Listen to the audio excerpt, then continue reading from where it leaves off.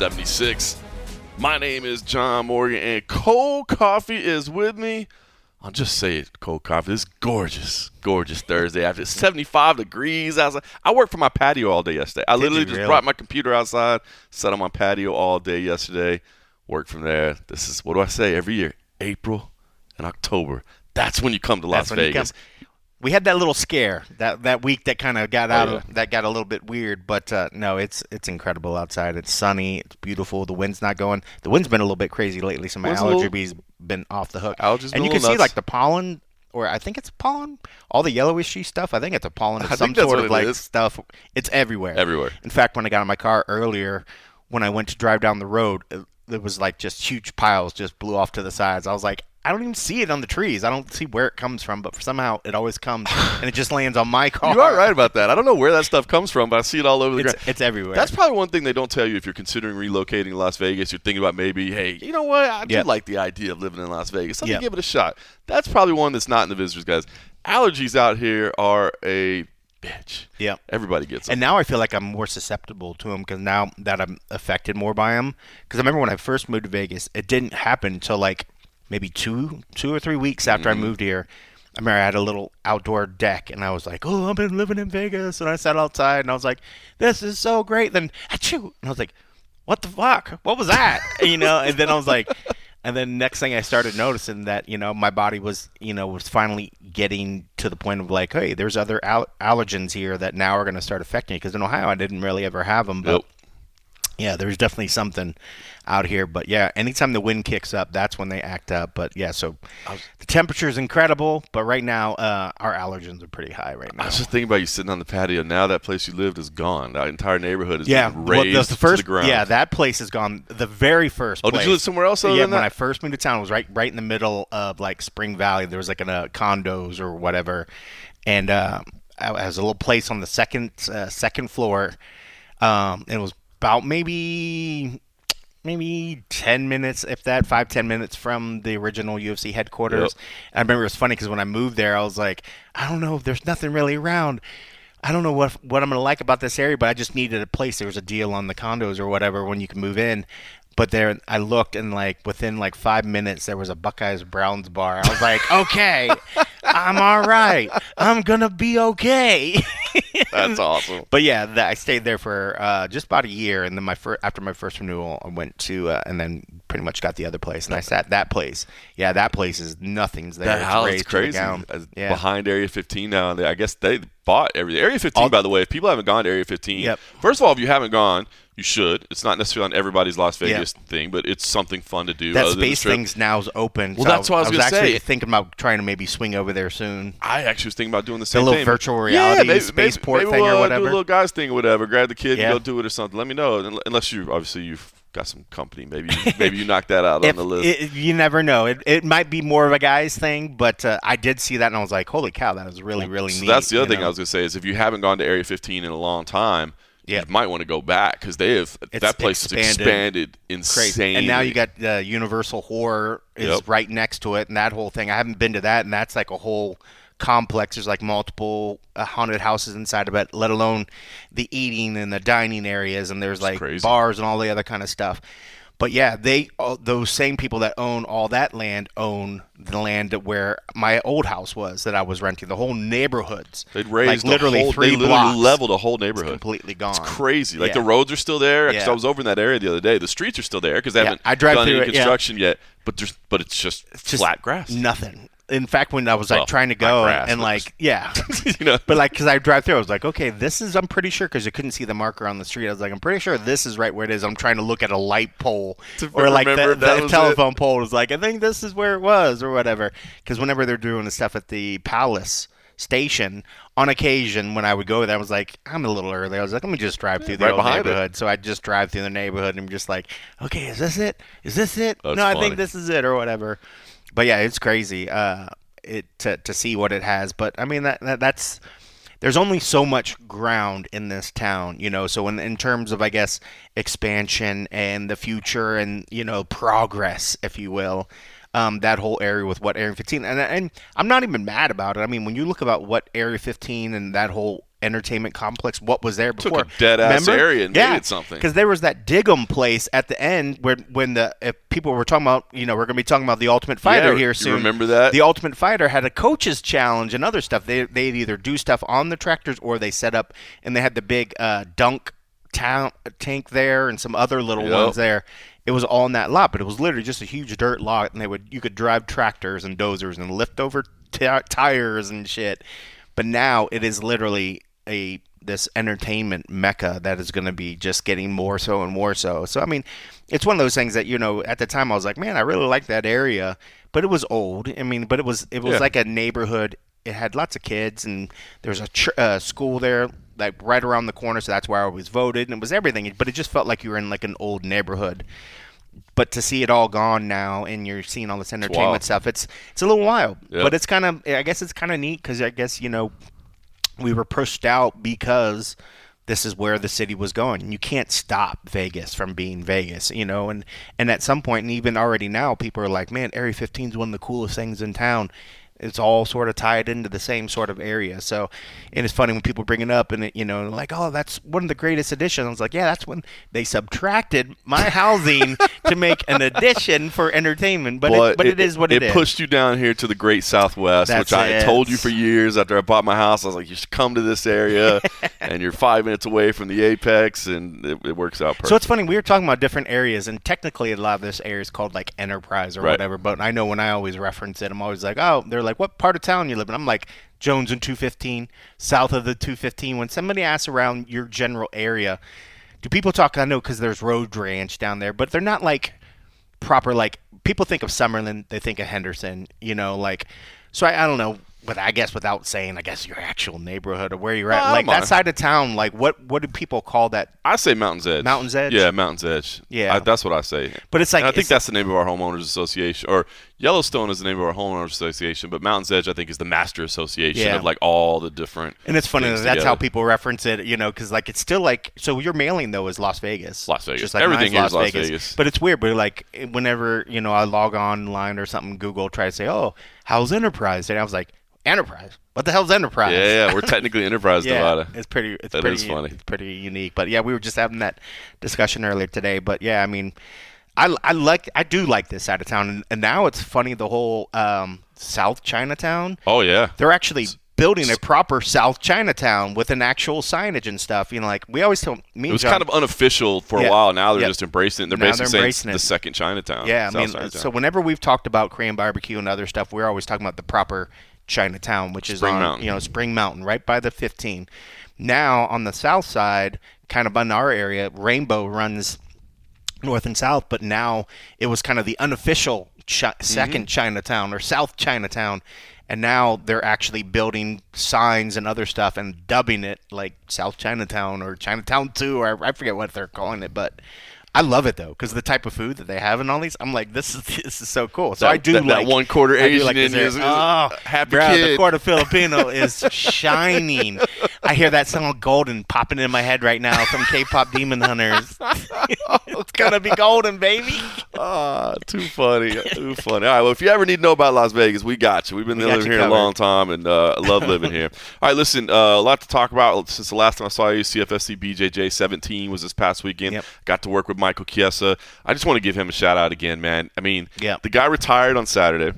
He was doing his post-fight speech, and we had talked about maybe him doing the show, but we weren't sure, and I didn't know how his schedule would work out, and so we were throwing around a couple of options of who I was going to work with. But he was at the desk, and desk, they were like talking to him in his post-fight retirement speech, what's like retiring? He's like, look, man, I'm not competing anymore, but I'm staying in the sport. He's like, I'm still, he's like, I'm going to do UFC BJJ. He's like, I might do CFSC BJJ on Friday. And so as soon as he mentioned it, I was like, well. He dropped like a promo. Yeah. He pretty much laid it out. He did. He laid it out like it was a show promo. So and like I hit him up. I was like, dude, you want to do this or not? And he's like, yeah. So, bro, so he does UFC BJJ on Thursday night. Yep.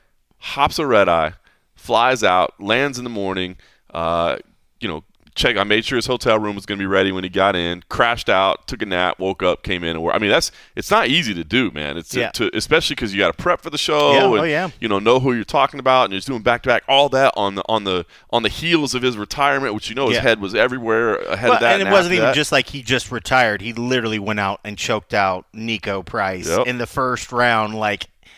It wasn't like he was just like, guys, this is my retirement day. I got to deal with the emotion. I got to do whatever. He literally got in a fist fight. Yep. Dealt with all the emotions. Had his family there. It was his speech in the cage was really very good. It was very moving. It was good. But I mean, it's always when they cut to the family members. That's when it gets me. I'm like, stop. I was good just listening to him. Like I can look at Michael say his shit, and I'm like, good job, bro. Good job, bro. And then he mentions dad up in heaven or whatever, and then pans over to mom. And then I was like, all right, now you're messing with my heartstrings here. That one got me too, because that was when I met Michael Chiesa. Was when he was on the Ultimate Fighter. His father passed away, and they allowed him to speak to a few media members just to tell his story and talk about the experience and that sort of thing. And it was me. I think it was probably me, Kevin Oli, and Brett Okamoto was probably, or maybe it was Adam Hill. I can't remember, but we all got a chance to interview him. That's when I met him, and so obviously, had close to his story from the very beginning. But what I had totally forgotten about, because it's been a long time, it's been 15 years. I'd totally forgotten that his dad had told him, like, no matter what happens to me, do not come home. Like, go do this. Don't mess up this opportunity. Boy, as a father, and just as a human being in general, but as a father, like, thinking about that, like, man, your final days, but you're like, hey, man, don't worry about me. Like, you go take this. So the whole thing is popped, because who knows what happens. If he does say, no, Dad, I love you so much. I'm staying here. I can't let you be alone. I'll be here. Maybe his whole life is different. Like, maybe he gets the call after that. I'm sure they would have, but you never know.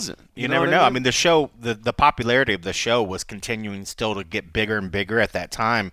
And that's why it was great that he seized that opportunity. But at the same time, there was no shortage of people wanting to be on the show. Mm-hmm. So, I mean, if things didn't line out, there's quite the possibility that Chiesa would not be the Chiesa that we know now. Amazing, man. So for his dad to be like that, it was touching, man. So that was amazing. So got to work. So he did a great job. But a couple people I want to mention. We gave out a couple of belts. Oliver Taza claimed the middleweight title. So for anybody that didn't get a chance to watch it, Oliver Taza claimed the middleweight title. He's really, really good. He was facing somebody that was being very, very defensive, and it's really hard when you're grappling and somebody's basically going out there going like, I'm not going to get submitted. Yep. It's kind of hard to submit them. You know what I mean? So I thought his performance was a little bit flat, and I understand that Sean Yadamarco was in the main event, like was taking a big step up in competition and opportunity, but he was a little shelled up, and that made it go a little bit slow. But the co-main event, if you didn't get a chance to watch it, Keith Krikorian and Matt Mash. Keith Krikorian claimed the lightweight title, our inaugural lightweight title. But he looked amazing, but so did Matt Mash. Like, these two were going at this match right here. If you haven't seen it, go check it out. This is like highly entertaining grappling, where it's literally just nonstop transition, submission attacks, moving from one spot to the other. Ultimately did end in a Keith Krikorian submission, but just a fantastic match, and what I think the future of grappling is, man. If you can have it be fast paced like that, even if you don't necessarily know what you're watching, it's entertaining. So I want to put that name on the radar, because I think Keith Krikorian, who had been in UFC BJJ before, I think after that performance, he's going to get the call up because he looked great. But the other name for anybody that didn't watch, I want to put on the radar, is Jocelyn Molina. 14 years old. This girl and she just turned 14. Like, she was 13 the last time she competed for us. 14 years old and tapping out Brazilian Jiu-Jitsu black belts. Like, that is insane levels of skill and just like next level God blessed talent. I don't know. Like, that to me is just insane, because she can't even, like, the way the IBJJF rankings work, you have to be 16 before you can even have a blue belt. So technically, she still has like the youth belt system, which I believe she's an orange and black belt right now. So technically, she doesn't even have a blue belt yet, but she's going out there and literally tapping black belts in minutes at 14 years old. Sky is the limit for her. Like, you're going to be hearing her name for a long time. So just want to throw that out there, because that to me is special talent. Yeah, and there is something, man, when you see we always say Styles makes fights, but Styles certainly makes the grappling matches as well. I mean, and you got to be a diehard really to kind of watch grappling, which sure. I know you're grappling diehard. So, because for others that want to, I was sort of, I guess, to go to the conversation the other day when I was, covering some boxing, I like boxing. There could be dramatic action in boxing. You could see knockouts, or you could see a whole lot of moving around, a lot of stuff where you're just like, this is kind of boring compared to MMA. Right. Grappling, a lot of times, Absolutely. is the exact same thing. You can get some really, really exciting matches where you're just like, holy crowd. Like the transitions, you're like, that's nuts. And then when you get a good finish, you're like, this is amazing,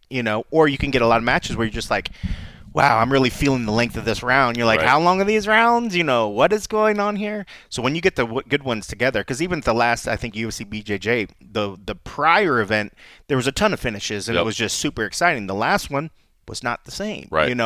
But that's going to happen. You're going to get those come and goes, and then it's a matter of, like, how do you keep it exciting? Commentary certainly helps. When you're educating the people, I think that's a big part of what keeps it entertaining for some, is if the commentary and if the promotion does a good job of showing and enlightening people what they're actually seeing, Right. then they're like, oh, okay, I can stay intrigued. Maybe it's a little tougher Agreed. because then you almost have to give side little bits, because there's a difference between educating, keeping it entertaining, and then just hearing people talk. So I think sometimes, and this is what I think a lot of times I've even criticized them for sometimes too. Bisping and some of these other guys in the UFC matches are just chattering away. They're talking.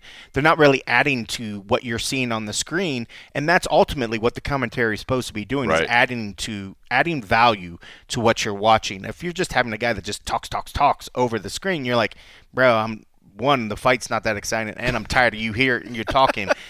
But, with BJJ, sometimes with that action, if you don't have a great match, if you're not really learning something or whatever, it can be a little bit hard to watch. But that's why I think when you get these matches that are exciting, Yep.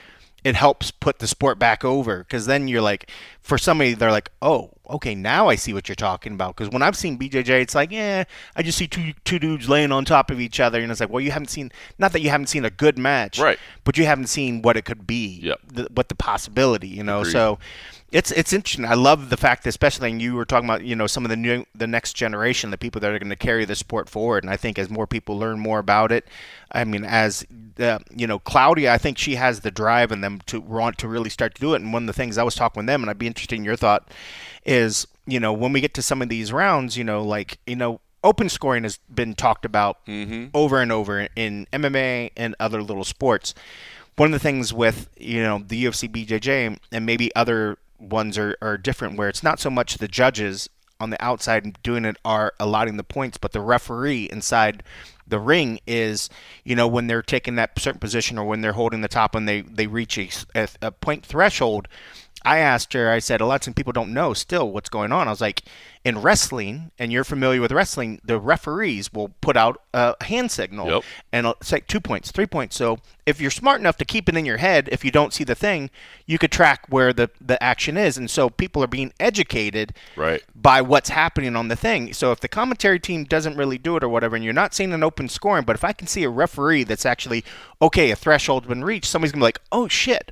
They're going to stay more interesting. intrigued into it, because they're going to be looking for those things, because then they now can justify, what did I just see that made the ref do those points? Because right now, you don't see any of it. You That's don't interesting, know. because I didn't watch the post-fight for the last UFC BJJ Yeah. because obviously it was our weigh-ins and I was Yeah. prepping, and so obviously usually I'm there, so I didn't watch it.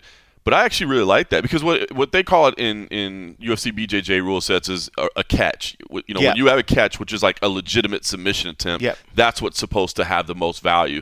So if the referee was in there and actually signaling, that's I'm seeing this as a catch, I'm seing this as a legitimate Right. submission attempt. It's actually kind of interesting. And people will learn, Yeah. and I know, and she was like, there's no initial plans to do that, but they are understanding there is a threshold that people need to understand Yeah. where it's at. And so obviously maybe others that are BJJ practitioners be like, bro, I don't need them to tell me. I know when it's happening. I'm like, well, good for you. Right. I have a general idea, Yep. but it's the same thing with is that a legitimate armbar, or is he comfortable in that position? Yes. Well, no, because the elbow is cleared. So yeah, and I he's got think the even some arm. top control timing, the amount of time I think goes into it as well. That's So interesting. little things like that. Whereas like it's the same thing with, like, when you guys were able to go to watch the ref training for like the commissions, you were understanding and learning the thought process behind it. As viewers coming in and watching a lot of stuff, we don't have that some sort of understanding at times when that threshold's reached.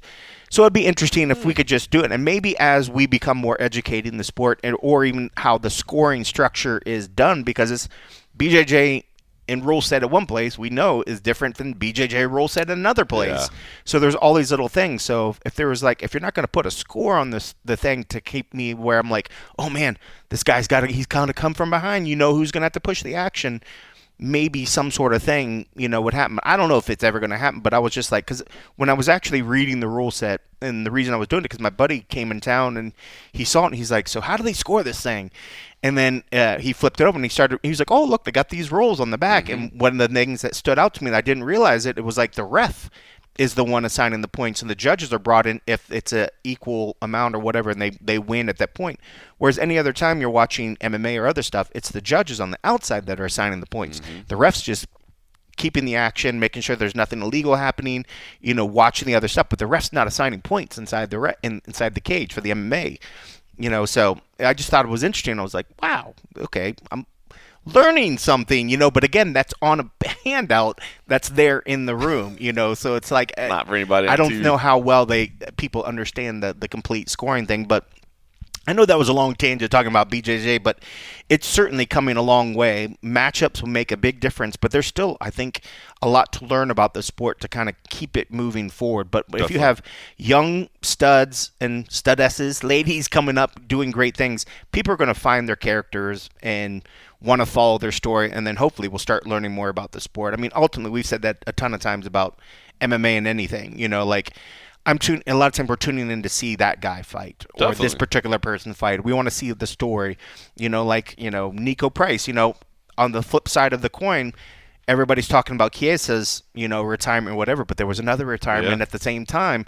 And I know those of us that follow characters and follow stories, we're kind of a little heartbroken for him. Sad to see him go, but Nico. Also wanted Nico to get his time to say something as well. And it's just like, that's the heartbreak. And there's two sides of the coin. And then Chiesa's great moment, I was like, freak. Nico didn't get his time, and I was like, Nico's not going to get a package, but can he at least get the mic just for a can second? He at least get a mic? I was so heartbroken for him. Yeah. I was like, gosh, now we got to bring him back because he's got to have a time. Here's the big moment for Chiesa. It's like, hey, we hate to see you go too, Nico. Bye. See you. Bye. They were like, that was kind of heartbreaking. Because Nico's a good dude, man. He's such a great dude. Such a great guy to be around, and obviously, he's got a bunch of kids, a huge family, just always a fun dude. And it was a tough matchup. I mean, he stepped in. I think a lot of people forget that he stepped in on short notice. That was not the original matchup, because I saw a lot of people going like, why would you make that matchup? That wasn't the original matchup. But Nico stepped in knowing that it was going to be a tough stylistic matchup for him. Did you think he tapped a little quick? It is, he's like, let me just. I know, Mike, you can have this one. But I was like, if you know it's going to be your last one, I was like, I guess you don't want to get tapped out, you don't want to go out. I give credit to Chiesa. But it was super fast. It was the storybook ending, and I guess that's the only part I feel bad. But I know a lot of guys on our internal Slack were just like, was that a little quick? Was that a little whatever? I was like, it was a little quick. I was like, I don't want to. Certainly, it was a legit position. It wasn't it wasn't like, he could have. And maybe he's smart enough to know. He's like, bro, I wasn't going to get out of that. But it just felt like it didn't. It felt like he didn't try to attack the hands and instead just waited. Well, that's what I say. And then tapped. Is you're that like, well, you got to at least try to defend it. It wasn't a little early. The fact that he definitely could have just let himself go out. Nothing. Yeah. I'm sure he's been choked out in training before, and he could have tried to fight it out. But I think it's just one of those I'm stuck, and I only stepped in this thing a week ago. I'm out. Just take my money and go home. Yeah. Well.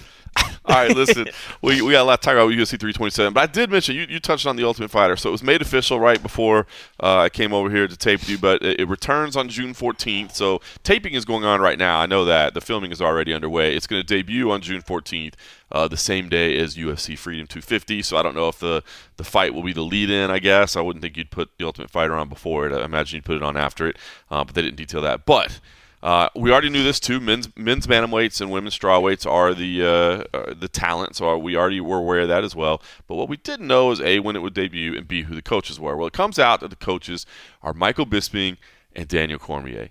And I got to be honest with you, man. And I know I'm one of the few people that still watches The Ultimate Fighter. I still stay in touch with it, and I absolutely love Michael Bisping and I absolutely love Daniel Cormier.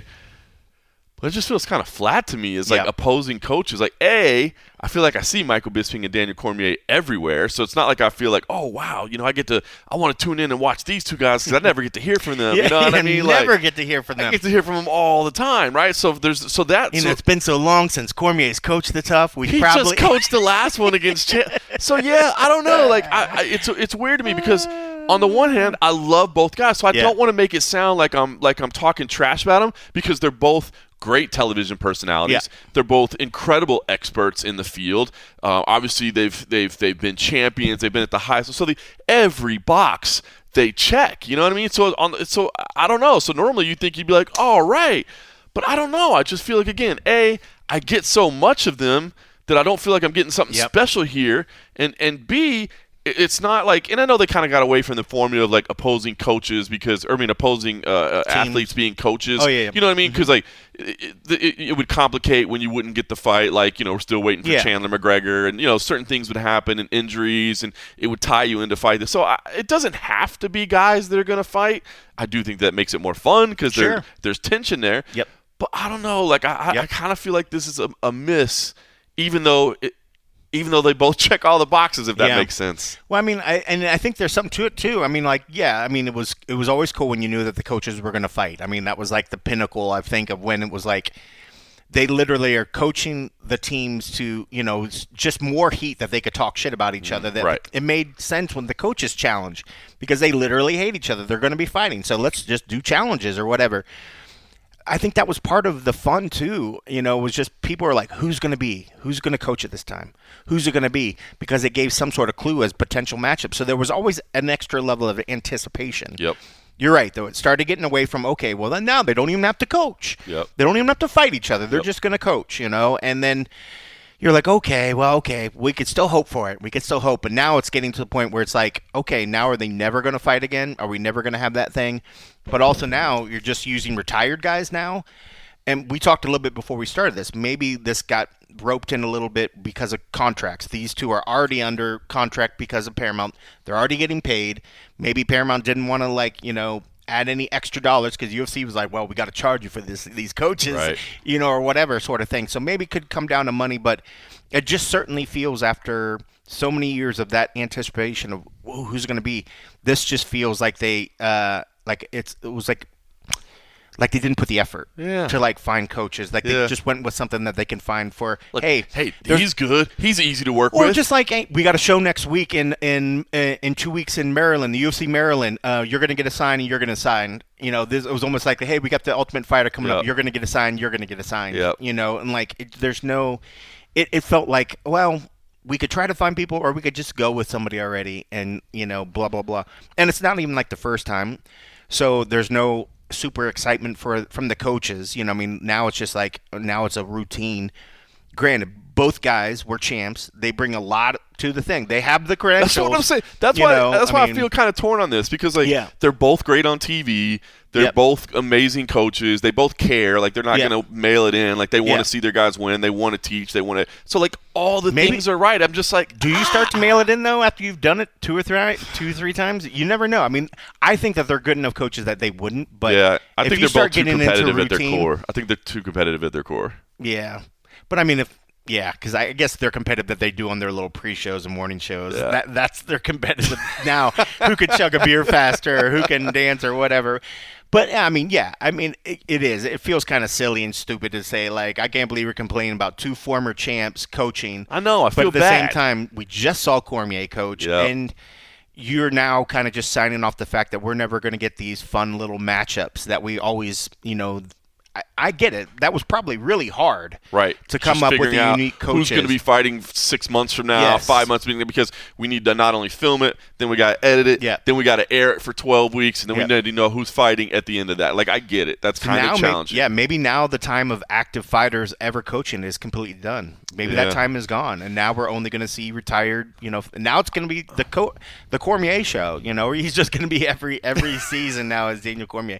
But I mean, they are good coaches. It's going to be fun. I mean, again, at the end of the day, the coaches aren't a big factor of the show. I watch it for the fighters anyway, so I'm still going to watch it. I watch it for the fighters, but I don't know. When it just came across, I was like, yeah. Huh.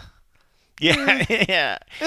But again, yeah, at the end of the day, it's about the fighters. It's about the stories. And, I mean, even now, a lot of times you don't see the crazy madness on the show, which I know some people love this stuff. I think there was a point maybe years and years ago where I think some of the madness was interesting.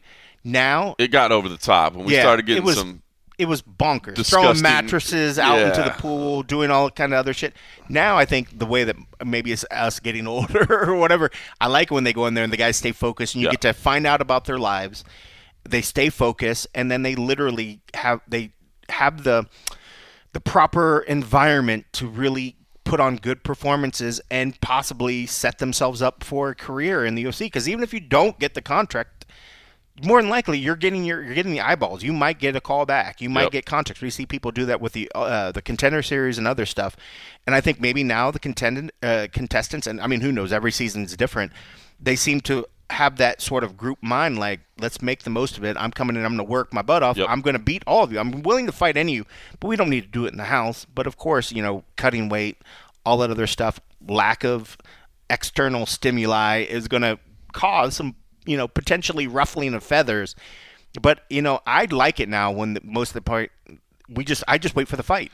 I don't need to see that other drama. And I'm glad that there's not crazy drama like used to be when it first came on. Because I think everybody was trying to up the season before, it was craziness. Better TV with the tension in the house. Then, especially in the beginning, right? Because you're seeing the stuff the first time. And then, yes, you're right. You started getting to see where, people were really just doing, and you knew they were just doing it just to get on TV, to be the center story. And so I agree. Now it's probably not as entertaining of TV because you don't have the craziness, but you're right. I think the athletes that are on there realize this is a huge opportunity for me. I need to conduct myself like a professional. Like, I'm going to give you the best chance to do your shit. You give me the best chance. And we don't want to be here, but let's just get through this as best we can and put on a good fight. All right, Ultimate Fighter coming up. That's cool, though. I'm looking forward to the talent announcements. Those are two good divisions. So, do we ever figure out what they did with the old shirts? No. If they're in a warehouse somewhere. They have to hang them back up, right? That's too much. Well, they got to find a wall space for them, but I mean, it was the best part. So when my friend came into town, and he came and I was showing him around the Apex, and I was like, this space right here, this is where the VIP people eat now. But I was like, there used to be a wall right here, and this is where every jersey of the Ultimate Fighter would come. And it was huge. I mean, it was just such a milestone walking through. Every time you walk through that hallway, you could feel the history of walking through it. And I'm just like, please don't tell me they're not just in a box in a warehouse. You got to put them somewhere, I hope so. Maybe, I think we also said too, well, when the Apex is done, I'm sure they'll resurface. The Apex is almost done, folks. Like, where are they? It's a good point. It's a good point. I would love to see them. They should just put them back up on the VIP walls in that little room because the room is just gray walls. It's kind of bare. Like, they just put some up so on the much walls history or in those jerseys, like all the names, and the faces, signatures, the pictures. I mean, it's just incredible. It was so cool. I thought that was one of the coolest things when we first walked in the Apex. It was probably the coolest thing. It was. Even though we've taken the tours and we've seen some of the other stuff and we've seen canvases on some of the walls, walking that hallway and seeing all those Ultimate Fighter jerseys was probably the coolest thing. It was the coolest part of the Apex. Yeah. And it's not there anymore. They got to put it. What's funny is you're talking about too, man. I don't know why this popped in my head. But the Stephen Bonner Memorial, when they had the Ultimate Fighter 1 jersey. I mean, I was always there, but they had that nice balloon display and everything. I started crying like a baby, dude, when I walked. I don't know. And luckily, that still at the very end of that hallway, that mural or that sort of artwork up on the thing, because his little thing was set up right around that little thing. God. That is still on that wall there, which is kind of cool. Yeah, I'm glad they kept that. But yeah, I mean, there's so much history and stuff that we've seen, and that they've used to have on the walls that I'm just like, please put it back. 'Cause that was so cool about it. Even at the old gym, we used to see the old pictures of champs up on the top, but then you would see some of the jerseys around the room, and there was just something unique about it. So I can see where they were like, oh, well, we got to put that over here at the next place. But now I'm just like, please, as time moves forward and time goes on, please don't lose some of that history that I think is probably what I think was one of the coolest things about that building. It's funny because probably the other coolest part of the building is all the belts. and they're kind of tucked in a stairway. You know what I mean? Like, so they have all the belts. They have they have all the brands. So you got WC, you've got Strikeforce, you've got Pride, but then you've got the old UFC belts, the tournament belts, the super fight belt. So it's like, I mean, it's multiple belts all mounted on a wall, and I'm sure people have seen it. But it's weird because it's literally just kind of tucked behind where you check in with security and a staircase. And we'll even think about that. That's not the public doesn't even see that anymore. Because that used to be the public. There was the only entrance. It was the only entrance. Public has a different entrance. You're right. They should relocate so now that stuff they too. should relocate that over to the other one as well. Well, it's funny because it's funny you say that, because the other part of the thing that I think is one of the coolest things is that part of the canvas that they cut from the 25th anniversary show, that it's the big Ultiman logo, but that's in the back entrance. In the VIP entrance. In the VIP entrance where the fighters enter. I think that's one of the coolest pieces of art in that whole building, because basically they took that canvas. If you guys will remember that anniversary show, they had the old logo on the canvas, then they cut that out. It's got blood splatter on it and everything from the night, and they made like an art piece out of it. And it's badass. I was gonna say, but nobody sees that either. I was going to say, when I mentioned the canvas here, that's the other part. That and the tough are the coolest things in the building.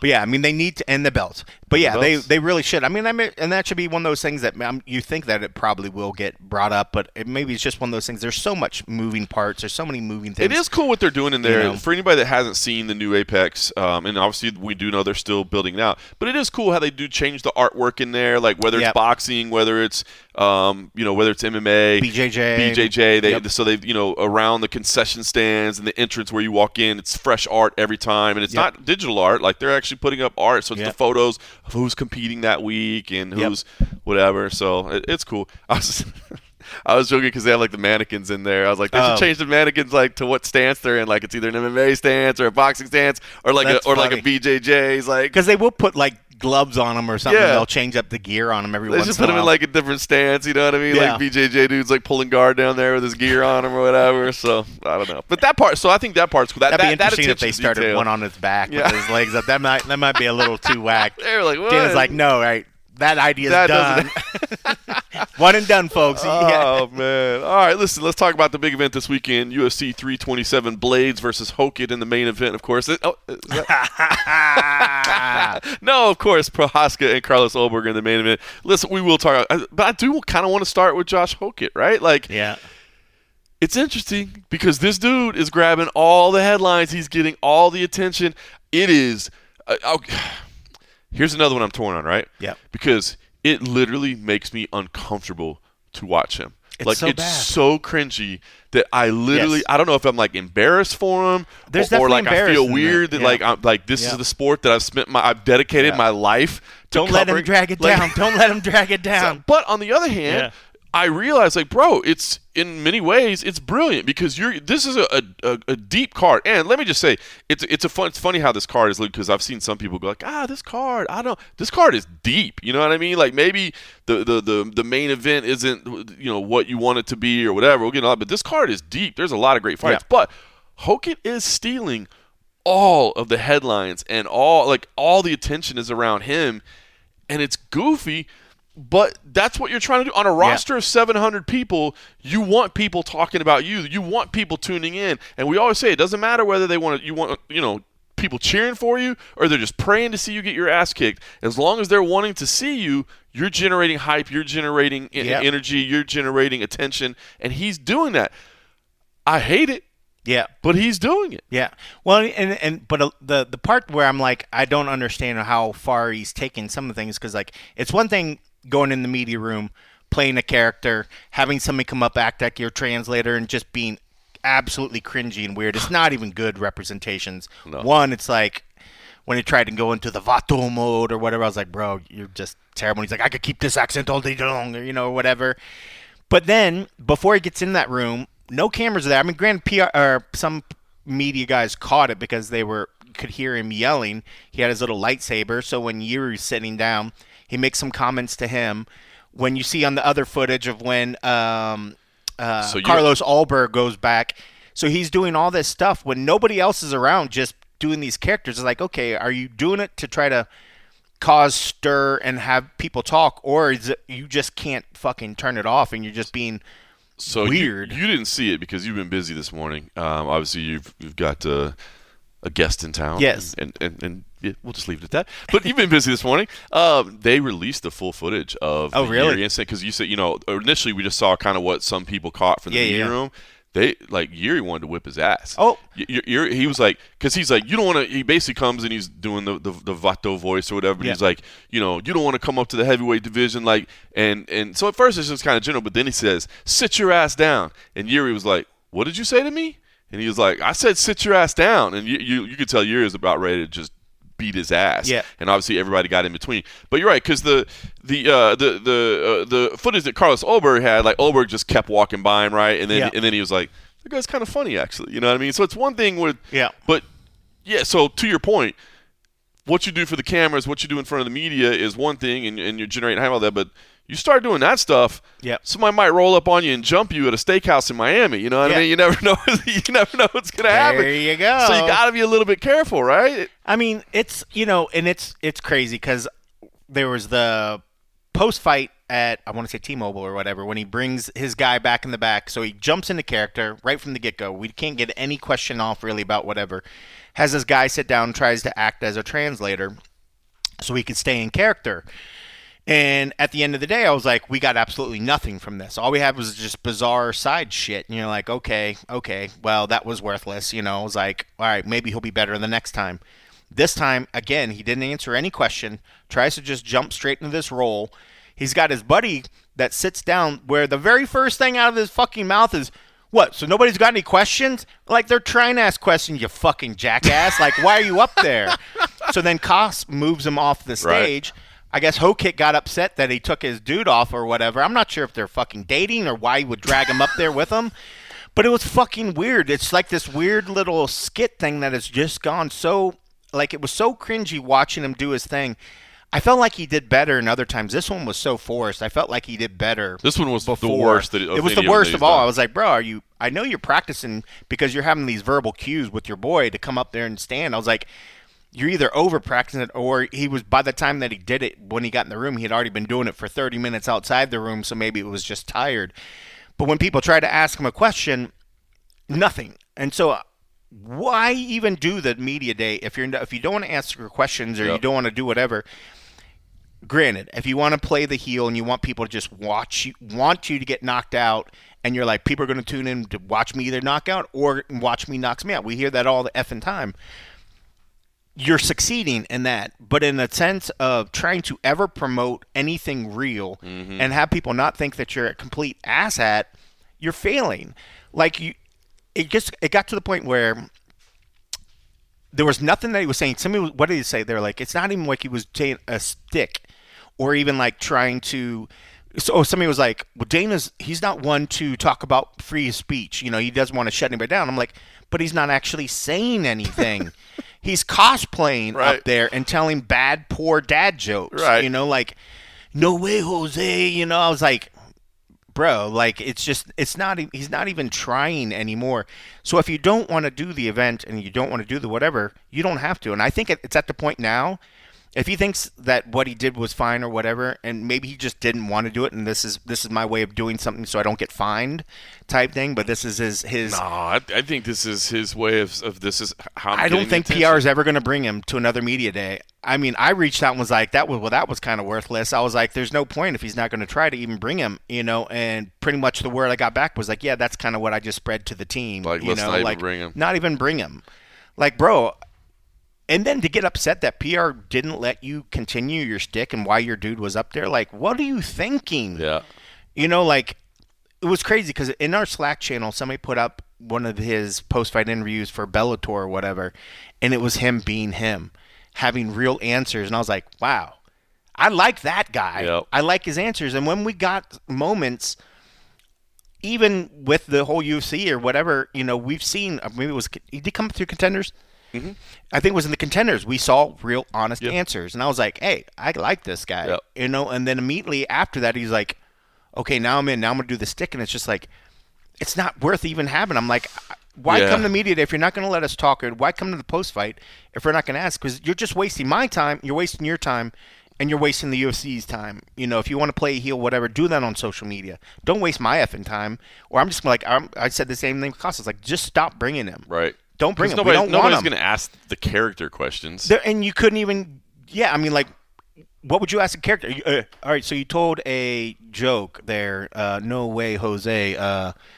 Did you research that? You know, like, what are you going to ask a fucking cosplay character? You know, like, that doesn't have a story. And it's not even a real cosplay because cosplays have a storyline. At least you'd have a story behind have it. A storyline. Like, talk to me about. This is just a dude that's just, like, did a bad fucking impersonation and then took his hat and switched it into a worse impersonation, you know? So, I mean, just...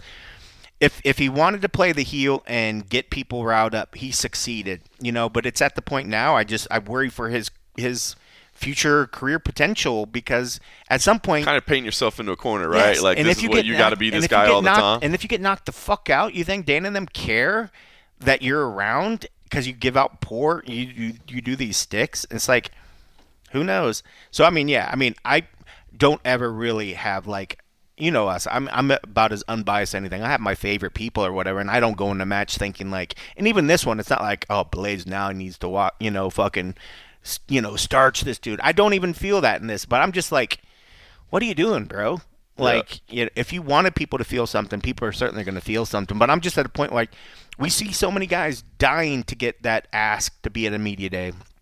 People that aren't even on the media day, they're like, can I go in there and ask it and use that opportunity? And I root for them. I root for them to build themselves. I don't root for him to get more opportunities to do a bad cosplay. It just doesn't make any sense. You're just wasting my time. You're wasting the viewers' time, you know. And I mean, just say no. They're not going to find you. They'll get it. They'll get there. I think at this point, I think he's soaking up. I think he loves it. But for what? Like, so he can say, like, would you go home and say, like, you know, like, I don't know. At the end of the day, when he tells his kids or whatever, look what Dad did today, he's going to be proud about that. And, like, you figure most of these guys want to do something they can be proud about. This, I don't know if he's about, maybe he owes that dude money, and that's why he keeps asking him up on stage. I just don't know why he needs to have a scene partner every time, you know? That's funny. It's kind of whack. I kind of stand with you because – on the one hand, I don't blame the guy because you're trying to stand out. You know what I mean? He came up with this character. I don't think it's a great way to do it. Yeah, and just doing what he's doing to the fighters outside of the eye. Like, does he just want to be hated by everybody, like even the peers, or does he want an actual fight to happen so that he potentially loses his fight? If a fight broke out between him and Yuri, and say there actually something happened, who's going to get pulled off? If they could pull one of those two, if they felt like they had to physically because law enforcement or somebody gets involved and somebody's got to go, somebody's got to be removed from the building, somebody's got to go, it ain't going to be Yuri. It ain't going to be the guy at the top of the bill, I will tell you that. You know, like, I just don't understand the other stuff that he's doing with the other fighters. Like, I don't get it. You know, even Colby was smart enough that he picked and choose when he would do the character. You know, and he was good at it, you know. Even it's funny, Blaydes even sort of was giving him credit. He's like, yeah, he's trying to do the Colby thing, but he's like, but Colby was funny. Colby, it worked. You're like, this guy's not even funny, you know, like. And like Chael was the master of it all. Like Chael was. Everybody's trying brilliant. to be like Chael. Chael, I mean, and they're the guys that can do it and did it right. I think it was just fascinating to watch, you know. But when you see these pale comparisons, you're like, bro, that's like when people said, don't do the point down like Holloway if you ain't gonna do the point down like Holloway.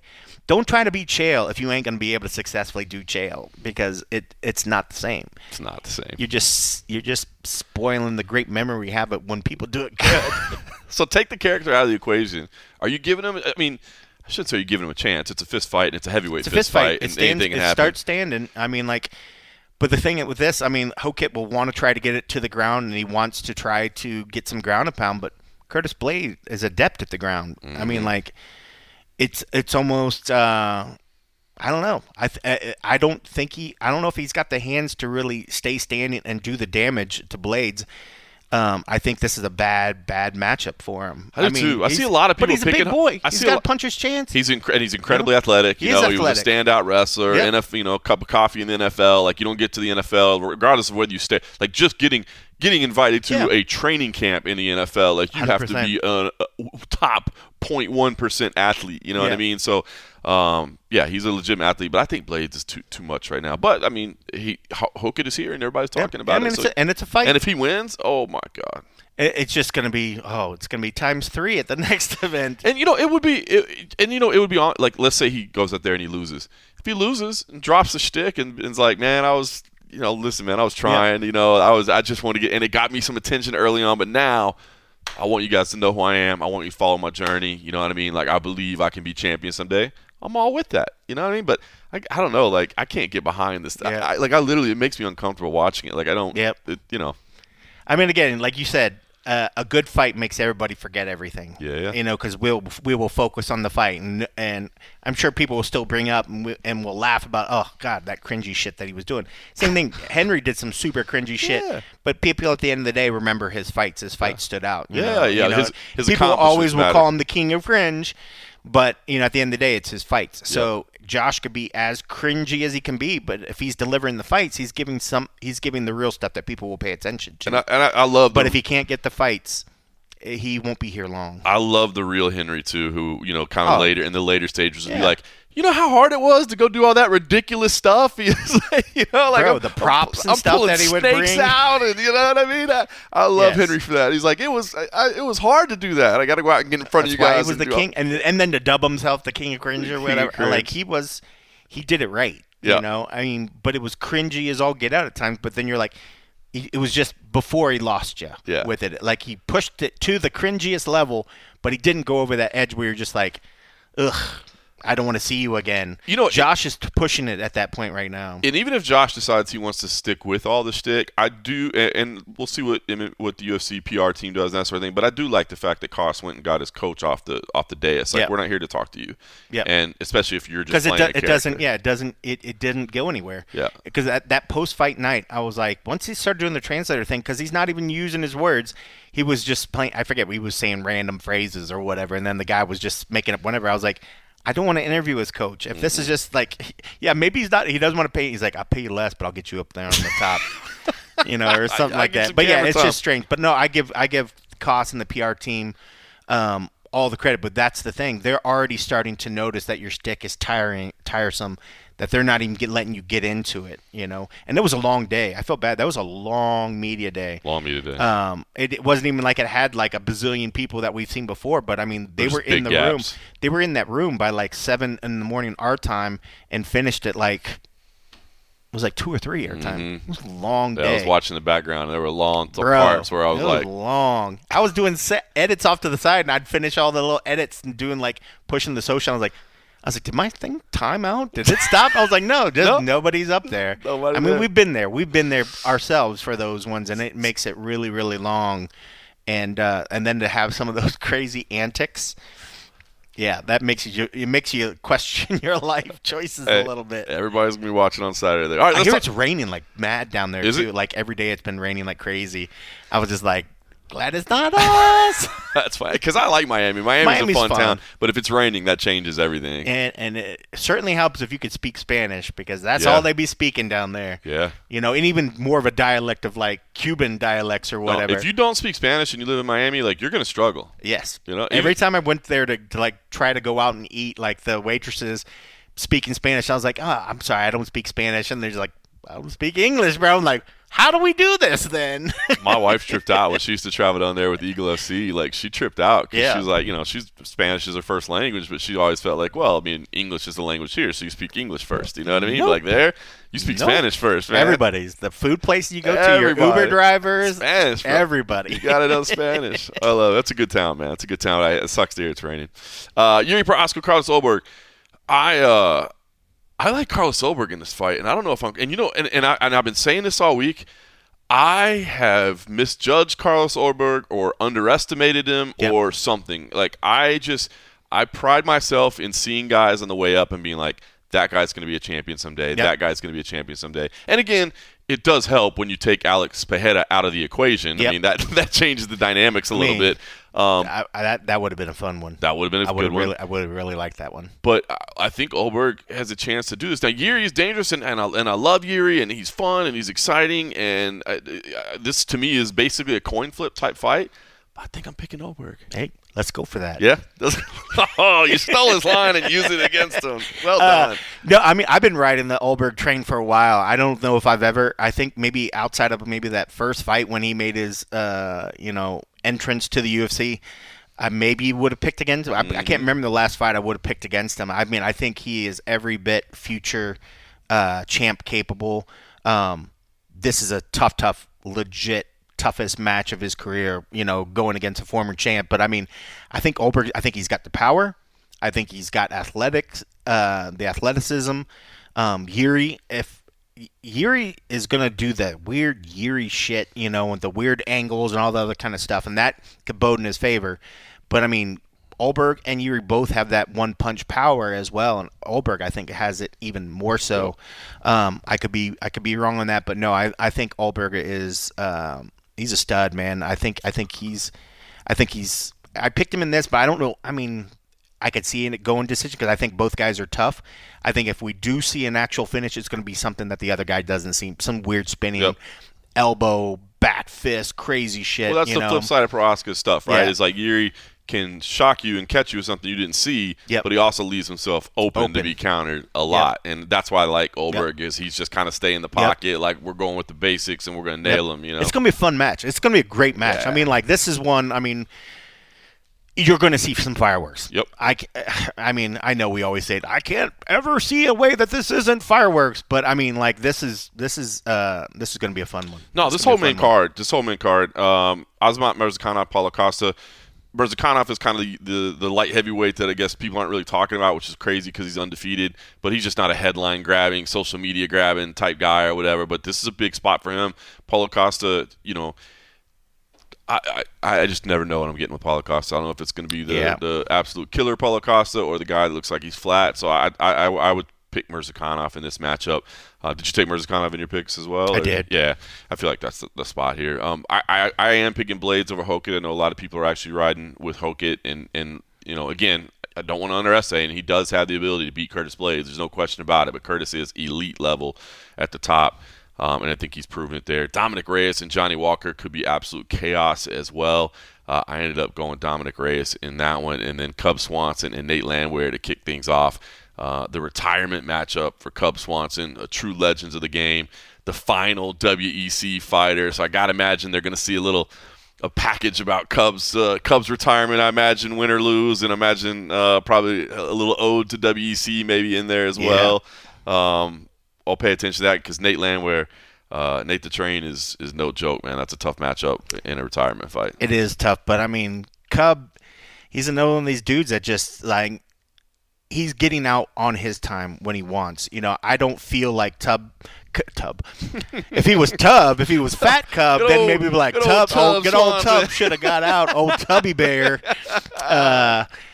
No, he's still got gas in the tank. I mean, Cub he's one of these guys that's just, has always looked in great shape. He fights his 100% every time. He's given us amazing things. I don't envision anything different. But Nate is an absolute beast, man. That you have to take him out of them, or you have to take him out of there, or you guarantee that you're going to get to a decision because the dude is he's a beast. But man, I can see this being a bloody war. But with this being Cub's last one, Cub will literally give it all. Not that Nate wouldn't. No. Yeah. Cub, you're going to have to take his consciousness from him. Agreed. He is not going to give it away. He's not going to tap out. He's not going to do whatever. And he's literally, you could break him down and he's going to give it all. And I mean, I think that's why people love Cub. And I think that's also why on the flip side, people love Nate because they know what he's going to bring. But I think it's going to be a fantastic fight. I did go with Cub. I'm giving him that retirement strength. Bonus. Yeah, he gets the retirement strength. And he just looks good. He looks in good spirits. Even seen him at media day. He kind of comes in there. He's like, guys, okay, softball questions. I don't want to be up here crying or whatever.